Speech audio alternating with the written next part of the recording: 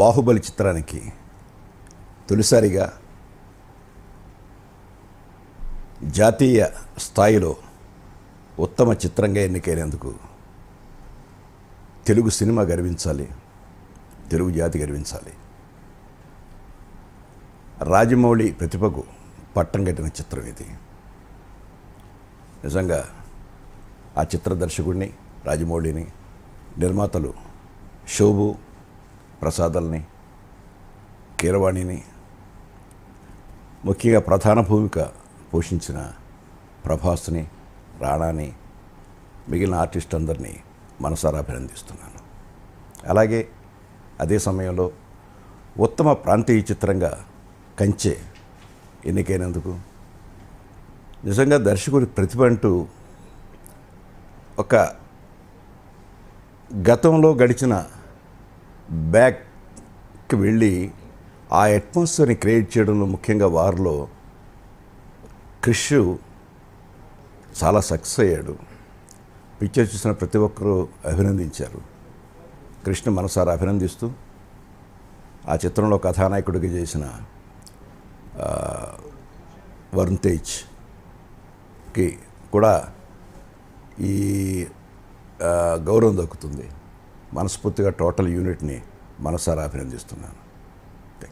ముఖ్యంగా చెప్పాలంటే సినిమా స్థాయి మనం నిజంగా పోటీ పడే సినిమాలు చాలా వరకు తీయలేదు. మనల్ని మనం విమర్శించుకోవాల్సిన అవసరం మనకు ఉంది. అలాంటి సినిమాలు మనం పోటీ కోసం పనికొచ్చే సినిమాలు మనం తీయలేదు. బట్ ఇప్పుడు వచ్చిన ఈ రెండు సినిమాలు కూడా పోటీకి నిలబడే సినిమాలు ఇవి. కాబట్టి పోటీలో నిలబడ్డ రెండింటికి గౌరవాన్ని, గుర్తింపుని తెచ్చుకున్నాయి. జనరల్గా ఇవాళ మనం మిగతా వీటిలో తీసుకున్నా కూడా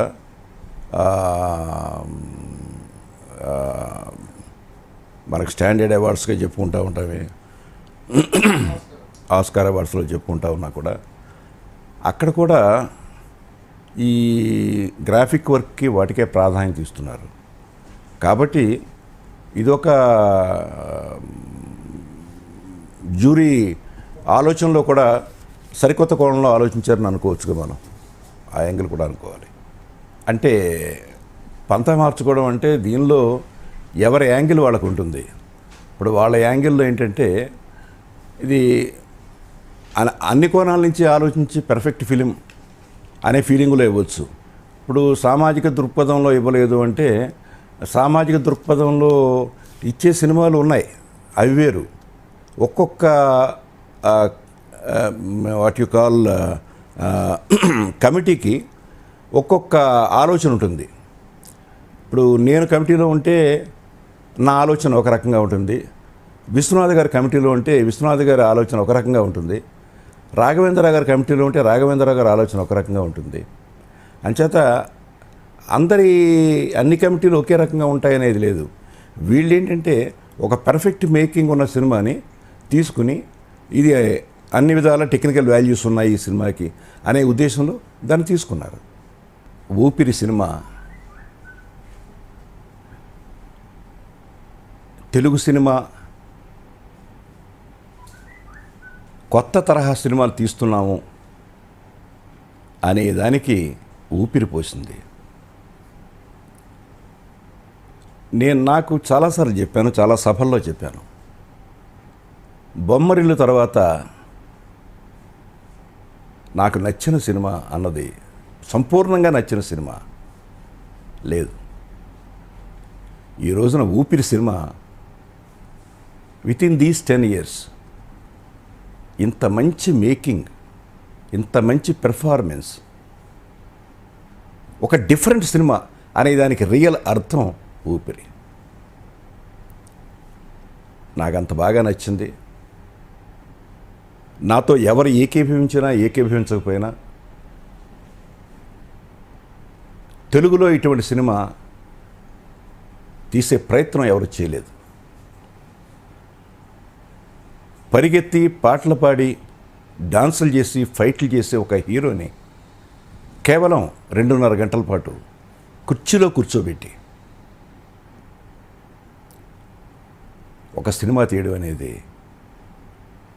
అంటే నటనకి ఫేస్ కావాలి నటుడికి, కళ్ళు కావాలి నటించడానికి, కళ్ళతో సినిమా నటింపజేయచ్చు అని చెప్పడానికి నిదర్శనం ఇది.